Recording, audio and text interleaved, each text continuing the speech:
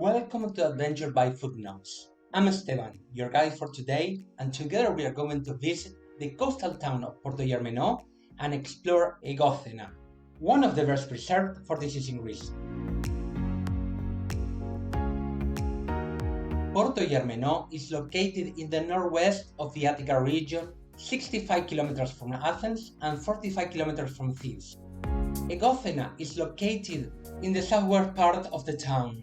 We'll leave links in the description for quicker access.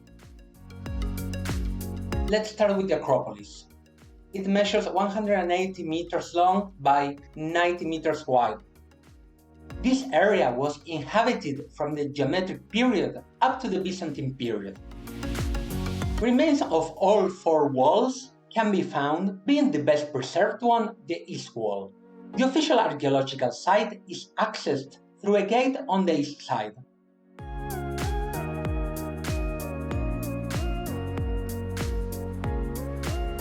Near the east gate can be seen, in a high state of disrepair, several rooms or cells of a Byzantine monastery, as well as a church dedicated to Saint George.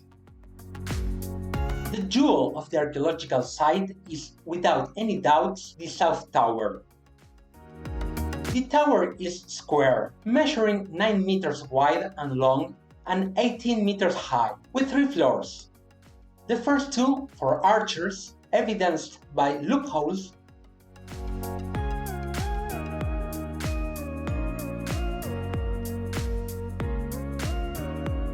and the last floor with 3 windows on each side for between 7 and 9 arrow catapults and crowned by a gable roof.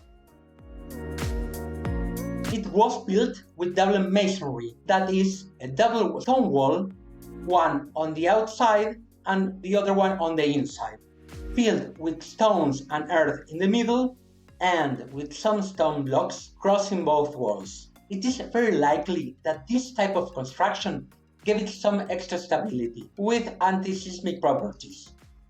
While the first 2 floors were double-walled, the third floor had only the outer wall.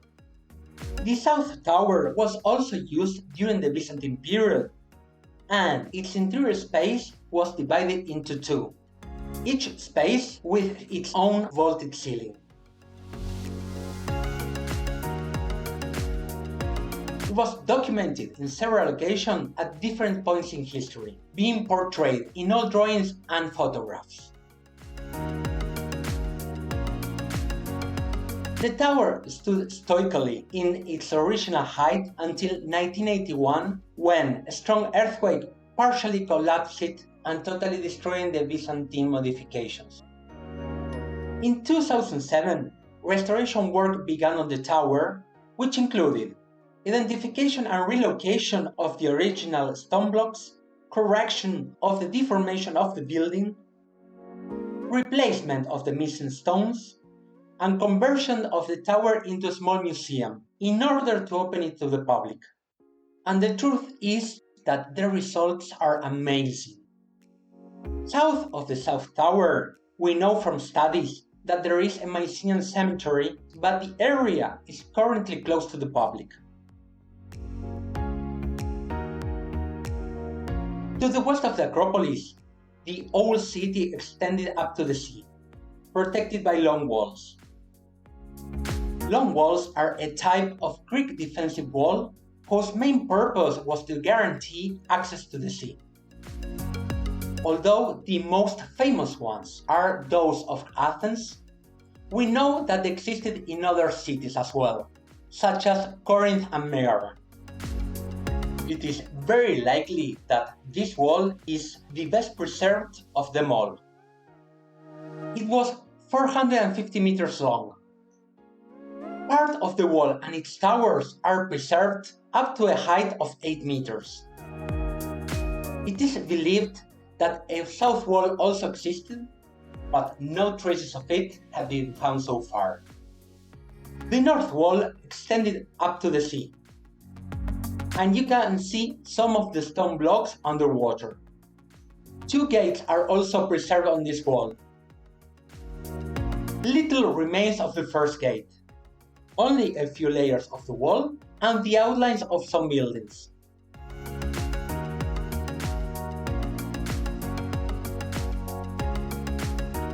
Gate number 2 is partially buried and it is preserved up to a height of more than 2 meters.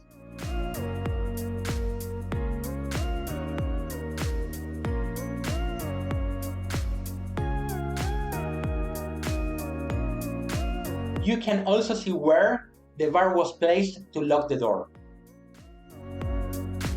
Within the walls, there was a sanctuary dedicated to the fortune teller and healer Melampus. And it is known that the locals also worshipped Dionysus, whose mythical birthplace is about 20 kilometers to the east, in the fortress of Eleutheria. There are also the remains of an early Christian basilica from the 5th century.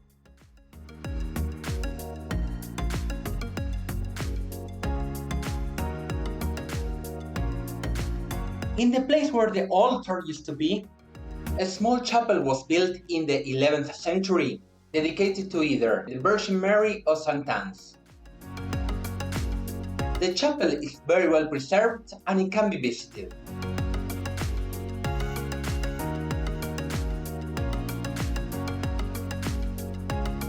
And finally, next to the sea, in the area protected in ancient times, we found multiple holes carved into the rock of different sizes and shapes. We are not sure what they are for. We suspect they could be some kind of laundry facilities or some kind of cemetery, and we say cemetery because we have seen carving like this in another cemetery. If any of you have any ideas, please let us know in the comments.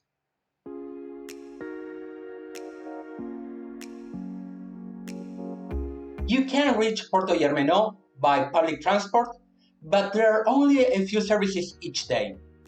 Access to the tower is free of charge and it can be visited from Wednesday to Monday from 8:30 a.m. to 3:30 p.m. The rest of the area is open to the public 24 hours a day.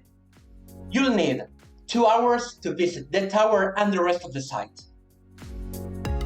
If you're considering visiting the area, first we recommend you enjoy the beach and the sunsets of Puerto Germano, and also nearby you will find the fortress of Eleutheria, 20 kilometers to the east, probably the best preserved fortress of ancient Greece.